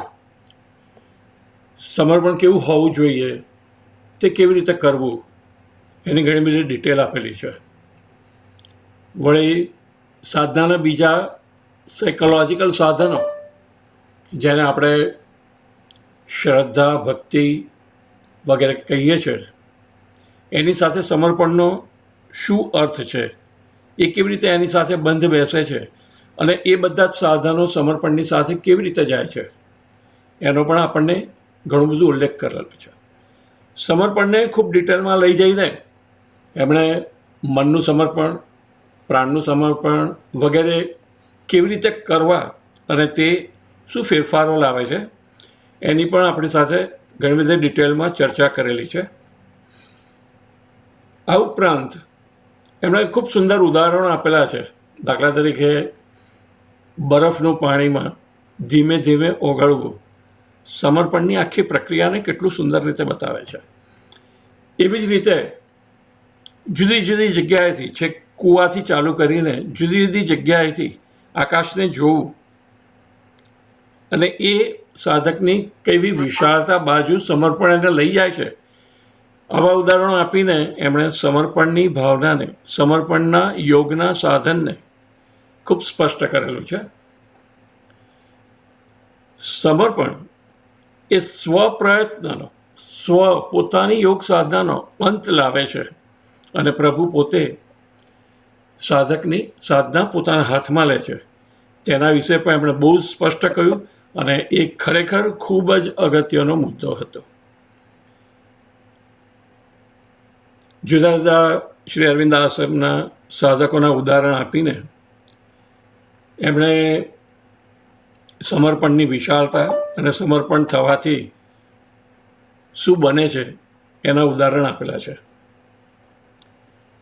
વળી પૂર્ણયોગ ઉપરાંત ગીતા જેવું વસ્તુઓનું ઉદાહરણ આપીને પણ શ્રી અરવિંદ અને શ્રી કૃષ્ણ અને શ્રી અર્જુનનું ઉદાહરણ આપીને અને શ્રી અર્જુનની સમર્પણની ભાવનાને બતાવીને એમણે ખૂબ સરસ આજે ઉદાહરણ આપ્યું.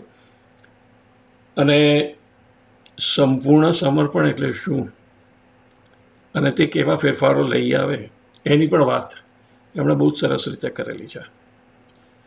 તો હું માનું છું કે સાધના સ્ટડી સર્કલનો જે પ્રયત્ન હતો કે બધા ગુજરાતીઓ એકસાથે ભેગા થઈ શકે, જેને રસ હોય એ બધા, અને કંઈક નવું આપણે જ્ઞાનની ગંગામાં થોડું નાહીને પવિત્ર થઈએ આટલા બધા ખરાબ પેન્ડેમિક ટાઈમમાં, તો હું માનું છું કે એ પ્રયત્ન અમારો સફળ થઈ રહ્યો છે અને તમને લોકોને પણ ઘણું બધું જાણવા મળ્યું હશે. કોઈને કંઈ પ્રશ્ન પૂછવો છે તો એ પૂછી શકે છે. પરાશરભાઈ અહીંયા જ છે અને પરાશરભાઈ જવાબ આપશે. ઓકે, સૌ પ્રથમ તો આજે પરાશરભાઈનું લેક્ચર સાંભળીને મને પોતાને પર્સનલી બહુ ગૌરવની લાગણી થઈ છે કે મારા મોટા ભાઈ છે. અમારે તો ઘણી બધી વાર આવી રીતે ઇન્ટરેક્શન થાય એટલે એમનો સતત લાભ મળ્યા કર્યો છે. આજે જ્યારે ફોર્મલ એટેન્ડ કર્યું છે લેક્ચર અને એના પર જ્યારે છૂટ આપવામાં આવી છે પ્રશ્ન કરવાની, જે હું વારંવાર એમની જોડે કરતો જ હોઉં છું, આજનો એક પ્રશ્ન મારા મોટામાં મોટો જાણવો છે કે જ્યારે સમર્પણની ભાવનાની વાત કરીએ છીએ ત્યારે શ્રી શંકરાચાર્યનું દ્વૈત અને અદ્વૈત એ અને આ સમર્પણની ભાવનામાં મને આ આખા લેક્ચર દરમિયાન ને અત્યાર સુધી જે કંઈ વાંચ્યું છે સમજ્યું છે એના પરથી એમ લાગ્યું કે દ્વૈત સિદ્ધાંતને વધારે મહત્વ મળી રહ્યું છે, જ્યારે શ્રી શંકરાચાર્ય અદ્વૈતના સિદ્ધાંતને જે ગણવામાં આવે છે એ તમારું પોતાનું અસ્તિત્વ જ નથી, જ્યારે તો તમે કોને સમર્પણ કરી રહ્યા છો, શું સમર્પણ કરી રહ્યા છો? તો એના પર થોડું જો લાઈટ આપી શકે તો વધારે ગમશે.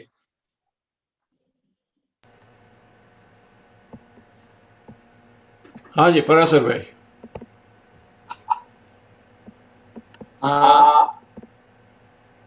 બાહ્ય જગત તો હકીકત છે. હવે એ જે બૃહદ જગત છે, એની અંદરની વિટંબણાઓ મટાડવા માટે આપણે સમર્પિત થવાનું છે.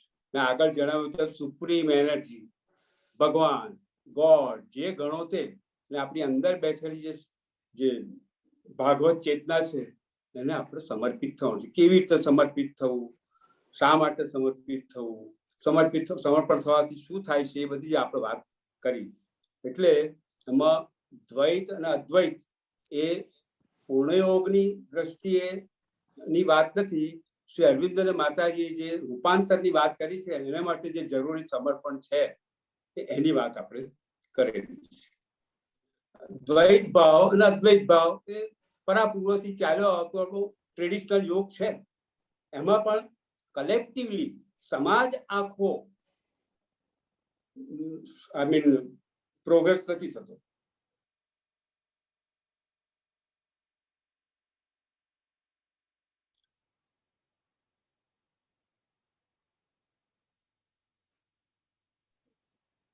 બરોબર છે. વ્યક્તિગત રીતે ડેવલપમેન્ટ માટે અને સામાજિક ડેવલપમેન્ટ માટે, ટોટલ મેનકાઇન્ડ માટેનું ડેવલપમેન્ટ, એને માટેનો યોગ છે આ શ્રી અરવિંદ જણાવેલો, એમ તમારું કેવું છે? હા, ટ્રેડિશનલ યોગમાં તો છે જ, એમાં સમર્પણ ભાવના છે, નથી એવું નથી, પણ અહીં તો આ રૂપાંતરની વાત છે.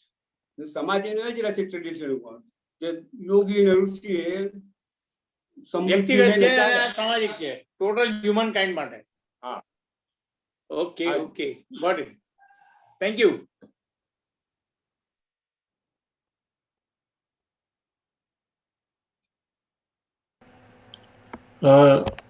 Thank you. વિભૂષિતભાઈ, તમે જે કંઈ પ્રશ્ન પૂછ્યો છે ને એ તમે જો શ્રી અરવિંદનું લાઈફ ડિવાઇન પુસ્તક વાંચશો ને એટલે તદ્દન એ વસ્તુ ક્લિયર થઈ જશે. અને દ્વૈત અને અદ્વૈત એ બંને એક જ ટ્રેનના ભાગ છે અને બંને અગત્યના છે અને બંને માટે એક જ પ્રકારના યોગિક સિદ્ધાંતો કામ કરે છે. હું પ્લીઝ આપને વિનંતી કરું છું કે લાઈફ ડિવાઇન જરૂરથી વાંચજો. અને મુંબઈ સેન્ટર તરફથી અઠવાડિયામાં 2 વખત લાઈફ ડિવાઇનના ક્લાસ ચાલે છે, 1.5 કલાકના. તો જેને ખબર ન હોય મને કહેજો, તો મને ફોન ઉપર વોટ્સઅપમાં કે ઈમેલથી પૂછજો, હું તમને એની લિંક વગેરે મોકલીશ અને તે ક્લાસમાં તમે જોડાઈ શકશો. તો એ વાંચવાથી ઘણી બધી વસ્તુઓ સ્પષ્ટ થઈ જશે. જે બુદ્ધ ભગવાને કહ્યું કે જે શંકરાચાર્યએ કહ્યું એનાથી હજી બીજું વધારે કેટલું બધું છે એનો તમને ખ્યાલ આવશે. Thank you.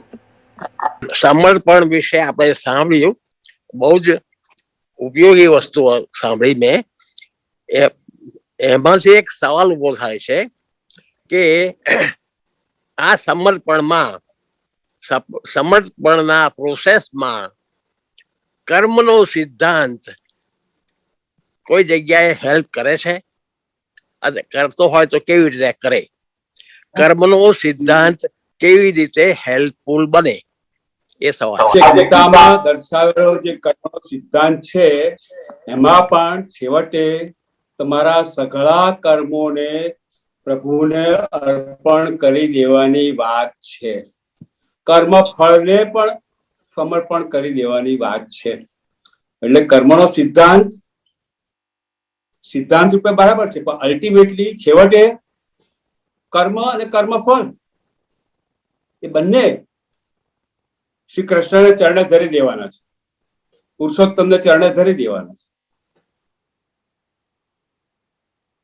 સમર્પણ બાબતમાં એવો થયો કે એક માણસ આખું જીવન એનું પ્રભુ ભક્તિમાં દરેક રીતે એને સમર્પણ કરવાનો પ્રયત્ન કરે છે. હવે પ્રભુને સમર્પિત થઈ શકે છે કે નહીં એને ખબર નથી. છેવટે એ આપઘાતનો પ્રયત્ન કરે છે કે ચાલ ભાઈ આપઘાત કરું તો મારા જીવનનું સમર્પણ પ્રભુને થશે. તો શું આ આપઘાત, એના જીવનનો આપઘાત એને પ્રભુનું સમર્પણ ગણાશે? જરાય નહીં.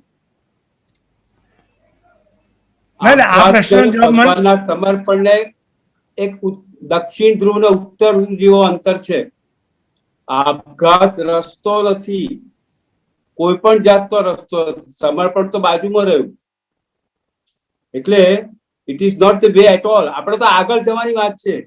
વિકાસ પામવાની વાત છે, આપઘાતની વાત નથી, જીવનને ટૂંકાવી દેવાની વાત નથી, અકુદરતી મૃત્યુની વાત નથી, એ કશી વાત જ નથી. હવે સમર્પણ કરવામાં પણ કોઈ શરત નથી.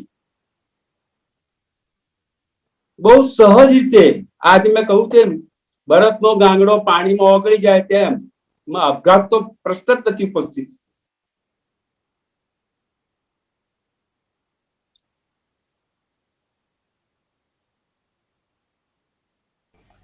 એ દરેક પ્રયત્ન કરે છે અને જીવનમાં દરેક પ્રકારના સુખ એને મળે છે, પણ એને ઈશ્વર પ્રાપ્ત થતો નથી.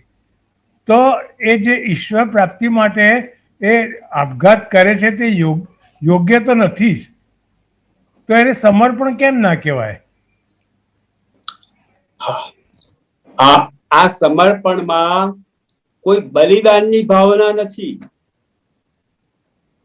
કોઈ શરતો નથી, કોઈ ફરજ નથી પાડી શકતું. બલિદાન નથી. બલિદાનમાં તો યુ આર લૂઝિંગ, તમે કંઈક ગુમાવો છો.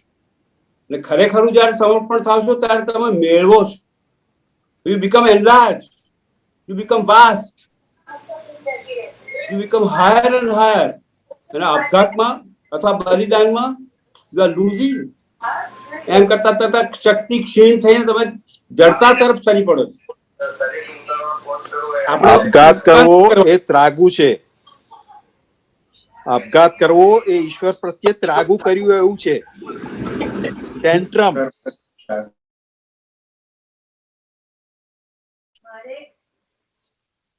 આપઘાત કરવો એટલે ઈશ્વર તરફ ટેન્ટ્રમ કરવા જેવું છે, ત્રાગુ કરવા જેવું છે.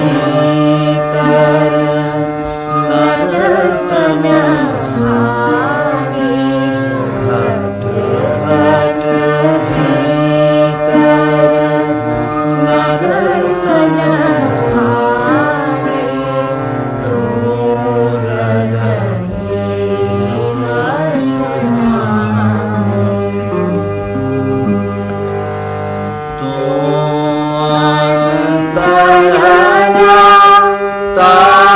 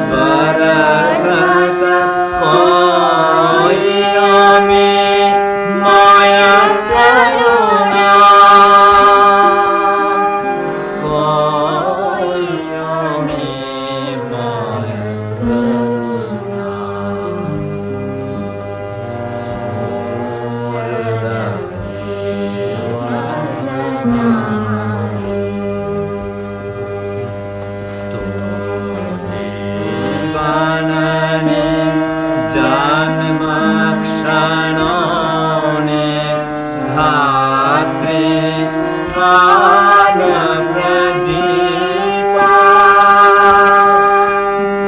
तो कदमे कदमे प्रज्वलति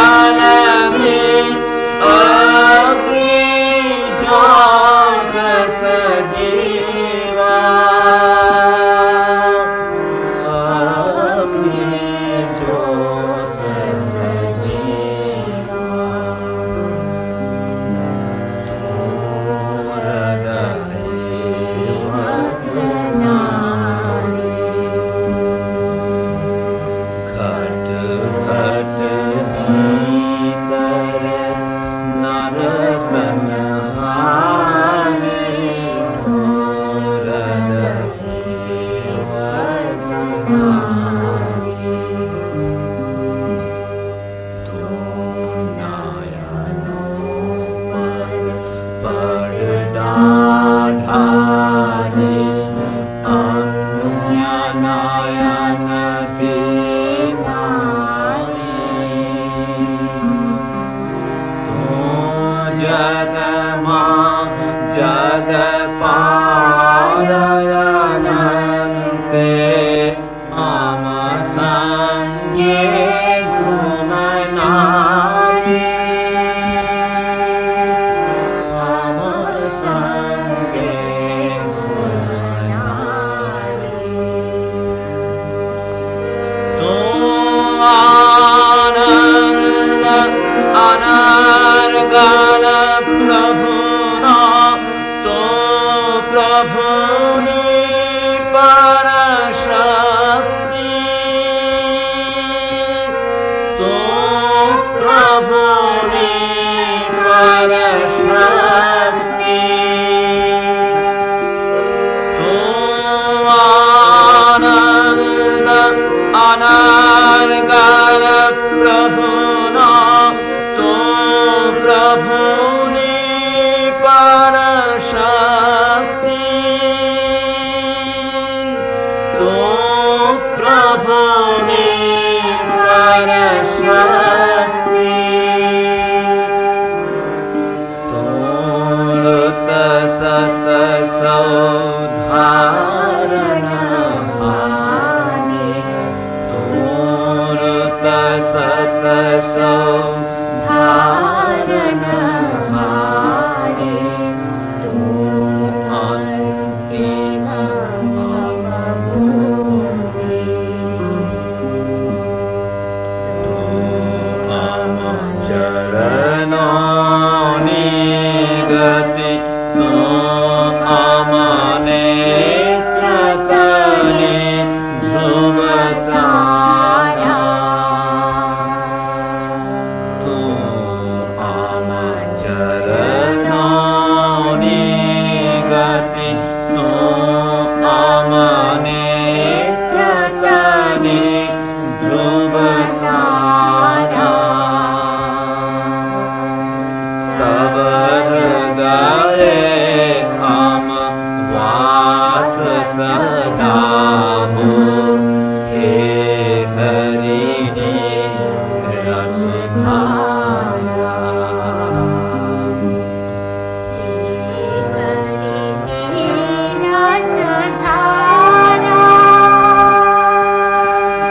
हे हरिणी रसधारा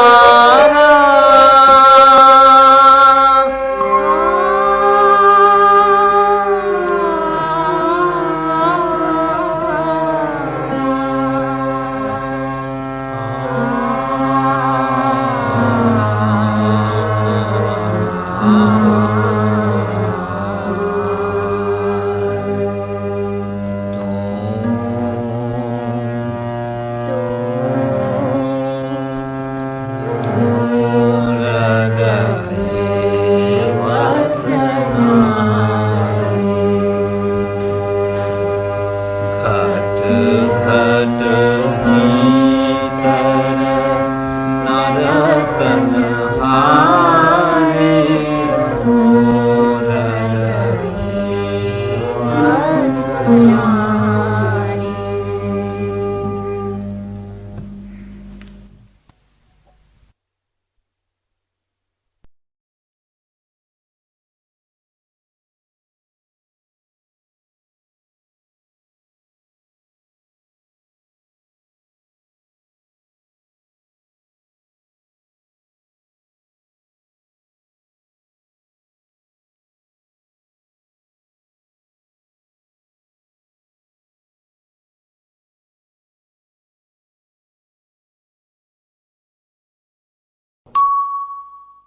તો આજની મિટિંગ અહીંયા પૂરી કરીએ છીએ આપણે. મને લાગે છે કે સૌને કંઈક ને કંઈક સારો લાભ મળ્યો હશે અને સાધના સ્ટડી સર્કલનો પ્રયત્ન સક્સેસફુલ ગયો હશે.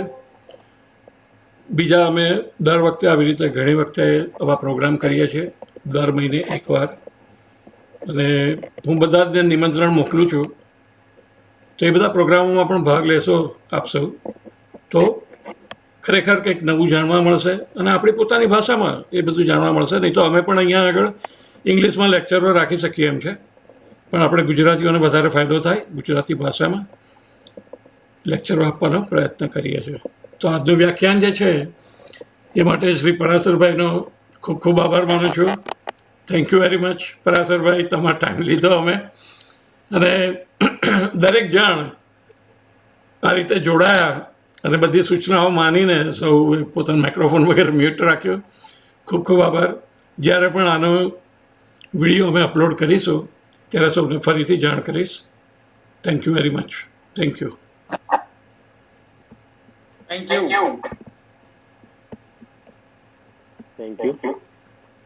Thank you.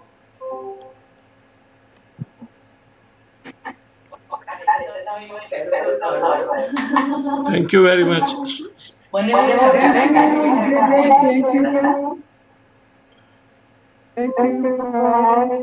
બાય.